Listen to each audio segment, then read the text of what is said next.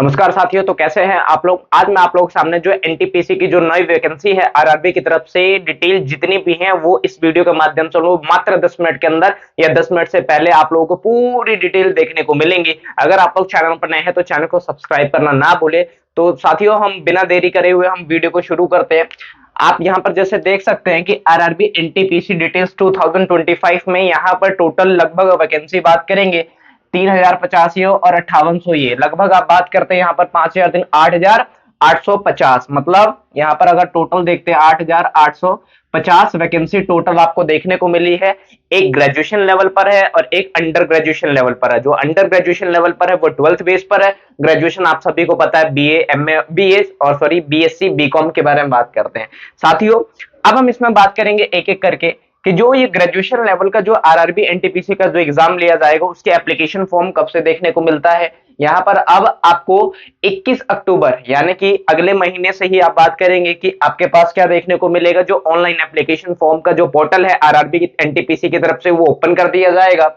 बात करें last date कब रहेंगी इसकी, तो 20 नवंबर। लगभग आपके पास कितना महीने का समय दिया जाएगा, 1 महीने का समय दिया जाएगा। और आप लोगों से हर वीडियो में यही आप लोगों से अपील करता हूं कि आप लोग समय से पहले क्या करते हैं साथियों, फॉर्म को भर देने का काम करिए, क्योंकि लास्ट में साइज क्रैश होती है। अब यहाँ पर इंपॉर्टेंट बात क्या है कि जो आरआरबी एनटीपीसी की तरफ से जो फीस रखी गई है वो कितने रखी गई है, 500। किसके लिए, जर्नल के लिए, ओबीसी के लिए और ईडब्ल्यूएस के लिए बात करते हैं। बाकी जो एससी एसटी के लिए उनके लिए कितना रखा गया, 250 रुपए रखा गया। लेकिन साथियों एक ट्विस्ट क्या है, आरआरबी की तरफ से खास बात क्या होती है कि जैसे मान लीजिए 500 रुपए रखा गया है, इसमें 2 पेपर होते हैं, सीबीटी 1 और सीबीटी 2 के बारे में बात करते हैं, यानी कि प्रीलिम्स और मेंस। तो प्रीलिम्स अगर आप एग्जाम देने जाते हैं तो आपके अकाउंट में जो 400 रुपए वो क्या कर दिए जाता है, रिफंड कर दिए जाता है। लेकिन अगर आप आरआरबी जो एनटीपीसी के एग्जाम सीबीटी 1 है वो देने नहीं जाते तो आपके अकाउंट में ये रिफंड पैसा नहीं आएगा। तो इस बात का आपको क्या करना साथियों, ध्यान में रखना है।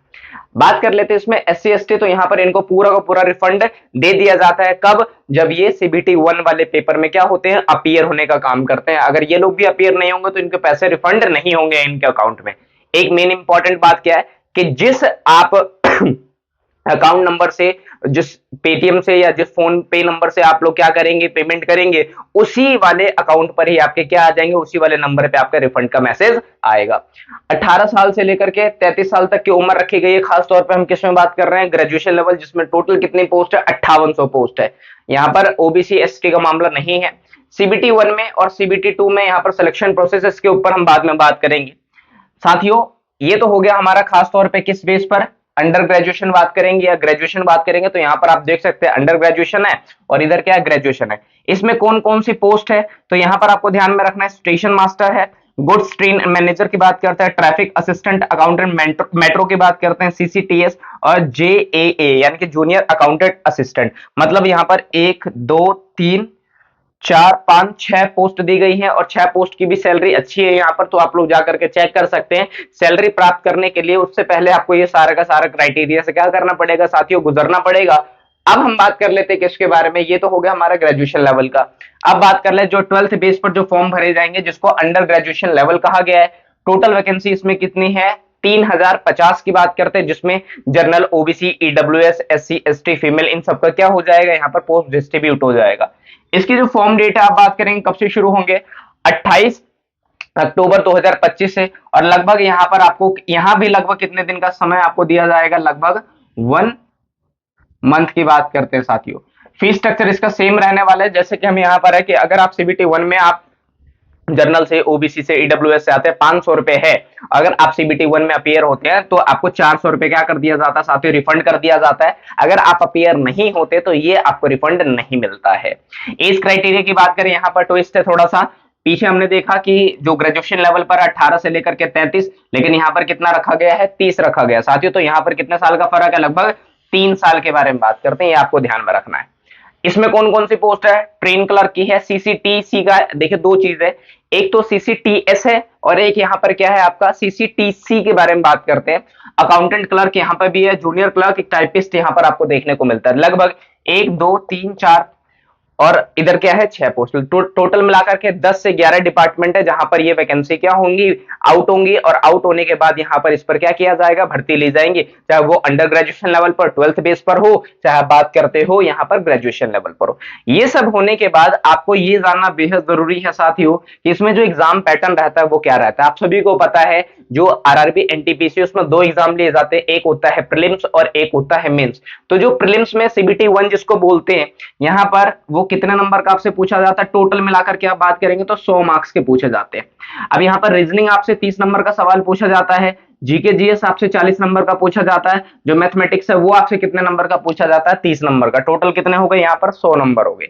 बात करते हैं यहाँ पर कितना समय दिया जाता है, आपको 1.5 घंटा दिया जाता है। और यहां पर जो 1/3 की नेगेटिव मार्किंग है, बाकी एग्जाम्स में आप देखेंगे 1/4 की होती है, लेकिन आरआरबी एनटीपीसी की तरफ से इसमें कितना नेगेटिव मार्किंग काटा जाता है, तो 1/3 की बात करते हैं। जैसे ही प्रीलिम्स हो गया, उसके बाद आते हैं मेंस पर। सीबीटी 2 को हम लोग क्या बोल सकते हैं, मेंस बोल सकते हैं साथियों। तो इसमें क्या किया जाता है, इसमें 100 नंबर का था, इसमें बस क्या किया कर दिया जाता है, 20 नंबर बढ़ा दिए जाते हैं। 20 नंबर कैसे बढ़ाए जाते हैं, जीएस वाले पोर्शन में 10 नंबर बढ़ा दिया जाता है, और जो रीजनिंग है और जो मैथ है उसमें 5 नंबर बढ़ा दिया जाता है। जैसे 30 का इधर क्या हो जाएगा, 35 हो जाएगा। जीके जीएस इधर 40 का है तो इधर कितने का हो जाएगा, 50 का हो जाएगा। मैथमेटिक्स इधर कितने का है, 30 का, तो इधर 35 हो जाएगा। टोटल यहाँ पर कितने नंबर हो गए, 120। टाइम सेम दिया जाता है, चाहे वो सीबीटी 1 हो चाहे सीबीटी 2 हो, और नेगेटिव मार्किंग भी सबकी क्या है, सेम है। ये सब होने के बाद साथियों आपको किस चीज के लिए बुलाया जाएगा, यहाँ पर आपको जैसे आपने एग्जाम दे दिया, चाहे वो सीबीटी 1 हो, अगर आपने इसमें क्वालिफाई कर लिया तो आपको किसके लिए कॉल आएगा, सीबीटी 2 के लिए। अगर ये सब क्वालिफाई करने के बाद आपका तीसरे नंबर का होता है स्किल टेस्ट, उसके बाद लास्ट नंबर में होता है डीवी यानी कि डॉक्यूमेंट वेरिफिकेशन, उसके बाद आता है जो मोस्ट इंपॉर्टेंट है, वो आप बात करते हो ज्वाइनिंग लेटर। तो साथियों उम्मीद करता हूं कि आप लोग जितने भी इंफॉर्मेशन चाह रहे होंगे आरआरबी एनटीपीसी की फुल इंफॉर्मेशन, वो मैंने आप लोगों के सामने सिंपल मेथड में कम से कम समय में रखने की कोशिश करें। अगर वीडियो अच्छी लगे तो चैनल को सब्सक्राइब और शेयर करना ना भूले, और खास तौर पे उन दोस्तों को जरूर भेज दो जो खास तौर पे सरकारी जॉब की तलाश में क्या कर रहे हैं, इधर उधर भटक रहे हैं। तो ना भटके, एक पर्टिकुलर चैनल को, पेज को क्या करे, फॉलो करे, जहां पर रेगुलर अपडेट्स दिया जाता है, जैसे एग्जाम इन्फो विद सूरज। फिर भी अगर आप लोग कोई सजेशन है तो आप लोग कमेंट बॉक्स में अपना सजेशन भी दे सकते हैं, प्लस आप खास तौर पे जो भी आपके डाउट्स होंगे उस डाउट्स को भी कमेंट बॉक्स के माध्यम से क्या कर सकते हैं, कमेंट करके सवाल पूछ सकते हैं। Thank you very much.